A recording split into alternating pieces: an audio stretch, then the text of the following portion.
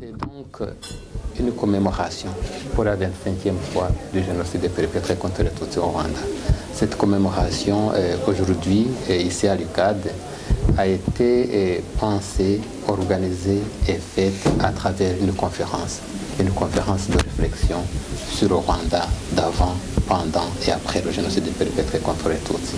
C'est une interpellation à tout le monde, à tout et chacun, que la communauté internationale d'abord soit éveillée, que la communauté internationale soit conscientisée et que plus jamais ça, qui a été toujours répété, et le génocide que nous avons connu au Rwanda, le génocide perpétré contre les Tutsis, après le plus jamais ça, ne se reproduise plus ailleurs dans le monde.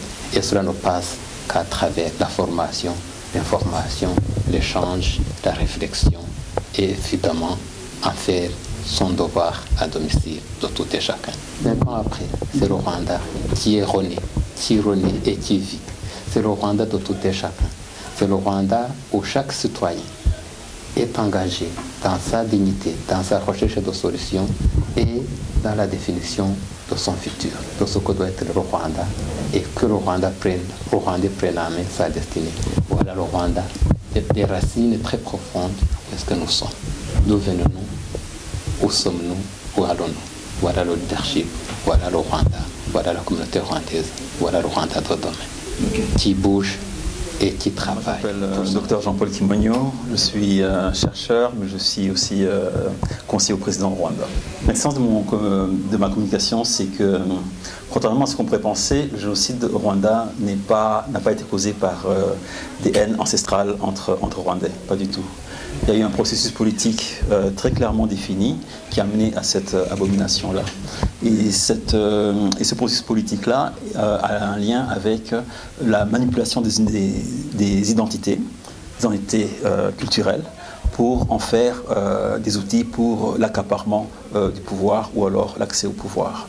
Et donc l'histoire du Rwanda, la tragédie que connaît le Rwanda, effectivement a touché au Rwanda, mais ce n'est pas le seul pays qui pourrait connaître ce genre de tragédie. Tout autre pays qui laisserait des identités meurtrières être manipulées de la même façon, elle aussi pourrait être sujette à de telles extrémités. Nous avons fait des gros progrès, effectivement.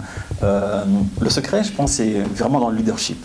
Un leadership patriotique, un leadership visionnaire et qui cherche le meilleur pour le pays, mais qui cherche le meilleur pour le pays en prenant même quelquefois des voies difficiles pour le bien du pays et peut-être même au-delà pour le bien du continent, parce que le Rwanda aussi se veut aussi panafricain. D'abord, c'est mon ancienne communauté, parce que j'ai vécu ici au Sénégal 5 ans, il y a très longtemps, et je suis parmi les fondateurs de la communauté rwandaise du Sénégal. Donc c'est beaucoup un retour à la maison. Et ça fait extrêmement plaisir de voir qu'une organisation qu'on a commencée il y a environ 35 ans est devenue une grosse organisation solide et dynamique. Et voir qu'elle est aujourd'hui animée par des jeunes gens comme le président de la communauté, Patrick, ça fait vraiment plaisir. Et d'autre part aussi, l'autre élément important aussi, c'est que quand j'étais ici, moi j'étais réfugié. Or, maintenant, les gens qui font partie de la communauté rwandaise au Sénégal ne sont pas des réfugiés, sont des Rwandais ou alors des Sénégalais. Je suis le président de la communauté rwandaise au Sénégal. L'initiative, en fait, ça répond à le devoir de mémoire. On doit faire que le génocide perpétré contre les Tutsis, que ce soit pas quelque chose qui vient, qui disparaît, qui donne aucune leçon. On doit aussi honorer un autre qui a été tué pendant le génocide, des innocents. Et c'est dans ce sens qu'on a organisé cette commémoration, et on a décidé de faire ça à l'université. On sait très bien que l'université, c'est les leaders de demain.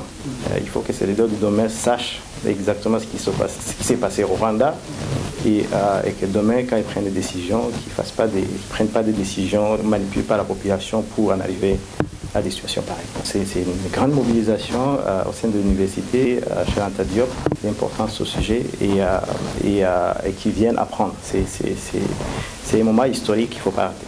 Donc on est vraiment satisfait de la mobilisation. Ce n'est pas la première fois, chaque année on va retourner ici, et plus le monde sera au courant de ce qui se passe, ils vont venir nombreux.